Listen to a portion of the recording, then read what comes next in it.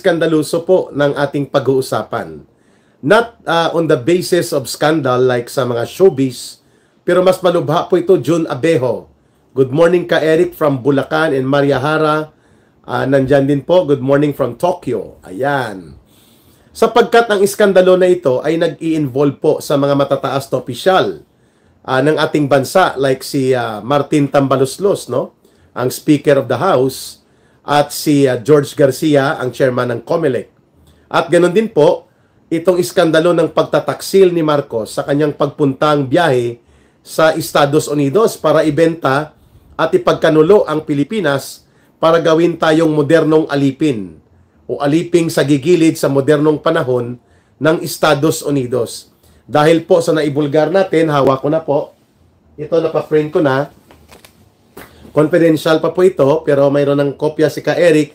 Itong title ng U.S.-Philippines Agreement on Reciprocal Trade Framework. Philippine-U.S. Agreement on Reciprocal Trade. May nakalagay po, confidential. Ito po, makikita nyo na. Ayan. No? Mababasa nyo rin yan sa Facebook. Ayan.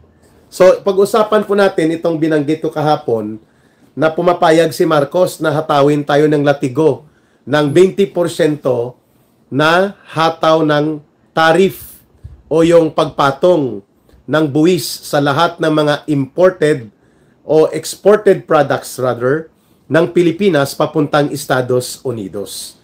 In all other areas and territories of the US, kasama po ang pagdikta ng Amerika sa atin kung sino lang ang pwede nating kaibiganin para magkaroon tayo ng trade and economic activities sa ating mga karatig bansa na dapat ay kaalyado din at kinikilala ng Estados Unidos. Wow! Akala ng Amerika sa ilalim po ni Donald Trump ay bahagi po ng kanilang empire, ng kanilang imperialistic empire ang Pilipinas. 200 years ago pa po natapos na ang kolonyalismo at pananakop ng mga bansa sa kapwa bansa. Hindi pa rin makamove over ang Amerika at sila pa rin ang nag-aastang mga nangungunang kolonyalista at mangungulunya at mananakop ng bansa. No? At pumapayag naman itong kulukoy na si Bongbong Marcos pupunta pa doon sa Amerika para pirmahan po itong tinatawag na U.S.-Philippines Agreement on Reciprocal Trade kung saan dinidiktahan tayo ng Amerika at pinapakialaman ang ating pang-ekonomiyang patakaran, pati po ang ating kalakaran at mga programa sa pagninegosyo para sa ating kabutihan, ang ating ekonomiya ng ating bansa at ng ating mamamayan. Okay? Pero ito po muna ang pag-usapan natin, ang iskandalo ni Boy Tambaloslos, ni Martin Romualdez.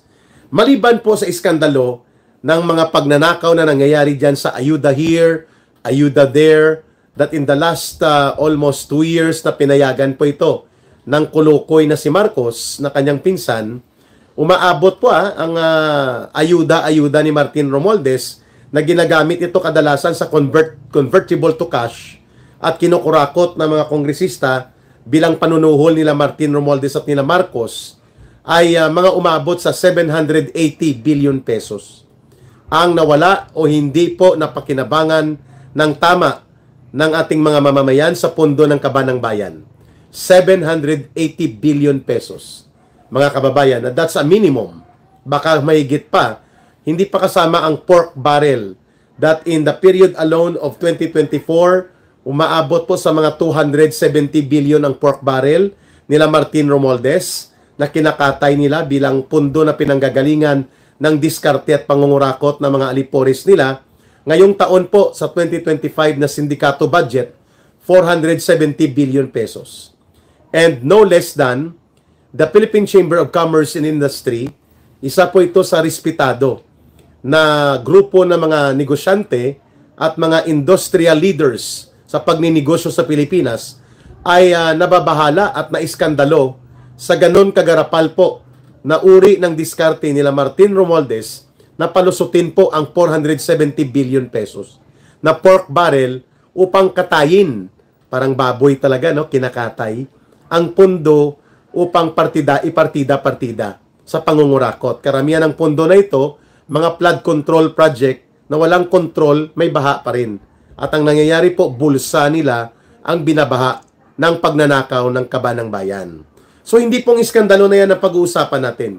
Ito po ang bagong iskandalo na nabulgar ngayon na ipinost po sa Facebook account openly ni Attorney Glenn Chong, kung saan binabanggit po niya na si Martin Romualdez ay nakipagsabwatan kay Chairman George Garcia at sa COMELEC para palusutin muli ang kanyang asawa na umupo bilang kongresista. Di ba, hindi siya kontento na isang district lang ang hawak niya sa Tacloban. At ayun lang ang nakakakuha ng pork barrel at nakakakuha ng pondo. Bagamat mataas, no, umaabot sa billion-billion din ang mga pondo na kukuha ni Martin Romualdez by being the Speaker of the House. Hindi pa siya kontento. Mayroon siyang party list na tinatawag na tingog party list, no? Tingog ng mga magnanakaw, ang yan ang ibig sabihin yan eh. Hindi naman yan tingog ng mamamayan, no? Kundi tingog is voice, no? Ang ibig sabihin po ng tingog ng mga magnanakaw, tingog ng mga buaya, no? Ang kanyang party list na tingog party list ay nakakuha po yan ng nakaraang eleksyon ng 2 seats. So equivalent sa halos 3 distrito o mahigit pa. Kasi ang party list po, ang kanyang kinakabig o kanyang kinokonsidera bilang constituency ay nationwide. So, ang allocation ng pondo niya mas malaki na pwede niya makukuha, posible, kung ikukumpara sa isang district representative.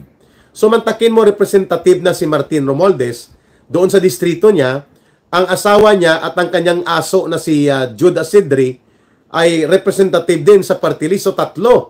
And we're talking about 2022 to 2025. Okay? Ngayon, ang ginawa niya, negosyo niya sa party list, kinasabwat ang COMELEC according to the revelations and expose ni Attorney Glenn Chong. Ano pong ginawa niya? Pinatakbo niya ang tingog ng mga magnanakaw party list at inilagay niya si Yeda na asawa niya. By the way, sa hindi pa nakakaalam, si Yeda Romualdez po ay chairperson ng Committee on Accounts habang Speaker of the House si Martin Romualdez. Ano pong ibig sabihin yan? Conjugal dictatorship po yan. Ang pundo at kapangyarihan ay kontrolado lamang ng dalawa, ni Martin Romualdez at ng asawa niya. Kasi pag ikaw ang chairperson o chairman ng Committee on Accounts, sa iyo po dumadaan ang approval ng pagpaparelease ng mga pondo na gusto mong ibigay sa mga kongresista. Hindi sila makakakuha ng pondo, proyekto, o kaya mga perks na ipinamumudmud mula sa pondo at kaban ng bayan na ginagamit at nilulustay at winawaldas nila Martin Romualdez at nila Marcos as if pera nila ito. Hindi ka makakakuha kung ikaw ay kongresista kung hindi ka dumaan doon sa opisina at mapaprobahan ka ni Yeda na asawa ni Martin Romualdez. So ngayon, ang ginawa niya, na iskandalo, nitong 2025 elections po, pinatakbo niya ang ibang mga pangalan. 1, 2, 3, 4, 5, 6, no? Hanggang 6 na nominees po yan. Inilagay po ni Martin Romualdez sa pang-6 na nominee, si Yeda. Para kunwari, wala siyang interest, wow. Diskarte, style bulok, di ba? Yan ang tinatawag, style bulok. So, number 6 nominee lang si Yeda. Bagamat siya ay incumbent, inilagay siya ni Martin doon sa pang-6 na posisyon bilang nominee. Ngayon, nang manalo na ang party list na tingog ng mga magnanakaw nila Martin Romualdez, ay nag-resign ang nominee number 3, 4, and 5. So, mababakante po ang seat number 3 sapagkat 3 seats po ang makuha o nakuha ng tingog ng mga magnanakaw party list na ito ni Martin Romualdez. Binulgar po ito ni Inday Sara Duterte na ganoon nga ang taktika ni Martin Romualdez. Magkaroon siya ng party list nang sa ganoon po ang mga pundo ay maipa-channel niya mula sa pundo ng gobyerno at buong Pilipinas ay gagamitin niya na para bagang ito ay kanyang political base. So, mantakin nyo ang 1, 2, 3, wala doon ang asawa ni Martin Romualdez. So, nangyari ngayon, 3 ang nakuha nilang seats, no? Alam na natin kasi ito ay maniobrado. Ito ay manipulado at ito ay diskarte ng COMELEC, no? Kagaya ng nangyari po sa diskarte nila na hindi nila pa uupuin ang Duterte Youth Party. Bagamat nakakuha ito ng 3 seats, no?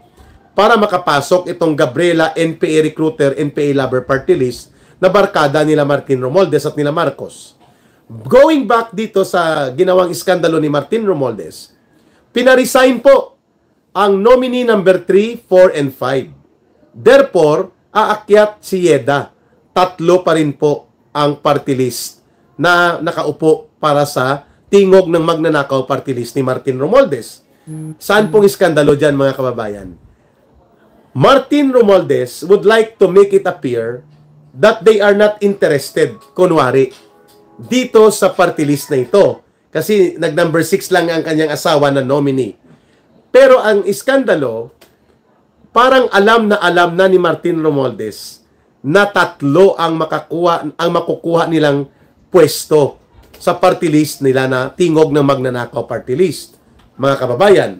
Kaya, sinasabi ni Atty. Glenn Siong, hindi niya inilagay sa number 3 o number 2 si Yeda para itago, kunwari, na siya ay hindi interesado na ang kanyang asawa ay uupo sa tingog ng magnanakaw party list. No? Bagamat nakaupo na ito noong taong 2022 to 2025. Saan pong diskarte dito?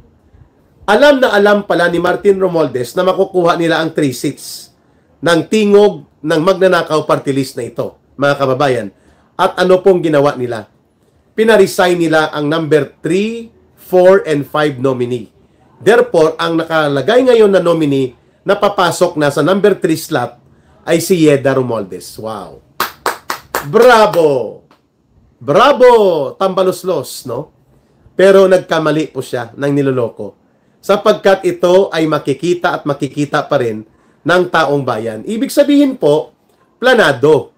Ibig sabihin po, mayroong diskarte ahead of the elections noong 2025 May sapagkat alam na alam ni Martin Romualdez na makukuha nila ang 3 seats para sa tingog ng magnanakaw party list. And so therefore, ang ginawa niya para hindi halata, diskarte style bulok, pina-number 6 muna ang kanyang asawa. Anyway, alam naman na si George Garcia at ang sindikato ng COMELEC ay kayang palusutin ito. Kagaya ni Benny Abante na banal na aso santong kabayo, hindi nanalo sa eleksyon, pero nanalo sa COMELEC. Sindikato talaga. Mantakin mo, lulukuhin pa ni Martin Tambaloslos ang taong bayan na hindi. Number 6 lang yung asawa ko dyan eh. Hindi naman siya sigurado na mananalo. Bugok! Anong hindi mananalo? O ngayon, nanalo ng 3. Kasi bahig na eh. Diskarte na eh. Areglado na, planado na ng COMELEC na sindikato sa pangunguna ni George Garcia. Ngayon, anong nangyari? Ito, si Yeda ngayon ay upo pa rin bilang asawa ni Martin Romualdez na tingog ng magnanakaw party list. At malamang sa malamang siya pa rin ang hahawak ng Committee on Accounts. Para doon po ang daluyan, lusutan, bigayan at maniobrahan ng mga pondo na kanilang dinidiskarte at kinukulimbat mula sa kaban ng bayan sa utos of course ni Martin Tambaloslos at sa pangungunsinte ni Marcos Jr. Wow, ang galing ano? Nag-resign ang nominee number 3, 4, and 5 para akyat ulit at balik bilang kongresista sa party list na tingog ng magnanakaw party list. Itong si Yeda na asawa ni Martin Romualdez.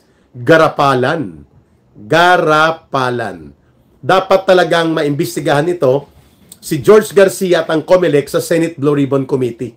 Sapagkat hindi mo sila mapa-impeach, I believe in that, hindi ito makakalusot hanggat dyan po si Martin Tambaloslos ang speaker na nag-aastang haring demonyo sa loob po nitong House of Tambaloslos. No? Ginamit na niya na personal na pagmamayari ang Kongreso. Hindi na po ito Kongreso ng Pilipinas, kundi Kongreso ni Martin Tambaloslos na kinokonsente at sinusuportahan ng bugok na presidente niya na si Marcos Jr. Yan po ang dahilan kung bakit hindi mag-prosper ang impeachment para mapatanggal po itong si George Garcia na sindikato ng COMELEC at kasama niyang mga maniobra at mga manipulado na mga diskarte sa COMELEC. No? Parang isang malaking sindikato itong COMELEC na pinapatakbo nila Martin Romualdez at nila Marcos. So para mabulgar sa taong bayan at may pakita po ang kanilang maruming diskarte, kailangan po ay kalad ka rin sila sa iskandalusong pag-imbestiga sa loob ng Senate Blue Ribbon Committee. Sana po ito ay pamumunuan, sana, hopefully, sa July 28 ay mapupunta po ang komitibang ito na mag-iimbestiga sa mga pangungurakot, pang-aabuso at mga diskarte ng mga bulok at bugok ng mga opisyal ng gobyerno, kagaya po nitong ginagawa nila George Garcia. Yan pong purpose ng Senate Blue Ribbon Committee. So, we hope that it will be given to Rodante Marcoleta or to Alan Peter Cayetano, no, na kayang panindigan at kaya pong busisiin ang ganitong mga kalapastanganan ng COMELEC na isang naging malaking sindikato para salaulain at gawing balasubas at dinidiskarte ang ating electoral process, na ang nagpapatakbo ay ang kanyang mga boss na sila Lisa Araneta Marcos, si Bongbong Marcos at si Martin Romualdez Tambaluslos. Yan ang dahilan kung bakit nga inuna natin itong iskandalo ng garapalang negosyo sa party list nila Martin Romualdez, kung saan, so apat na lahat sila, no? May isa siyang distrito, mga kababayan, sa kanyang distrito sa Leyte, pero mayroon pa siyang 3 na pwede pong makakuha ng National Constituency Fund dahil ito ay party list. So, hindi ko alam kung gaano kalalim ang pagkagahaman, kung sa Ilonggo pang pagkasungak-sungak, ang pagkaswapang ni Martin Romualdez at ng kanyang mga alipores sa pera.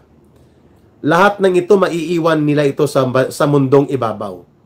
Walang maisasama si Romualdez dito.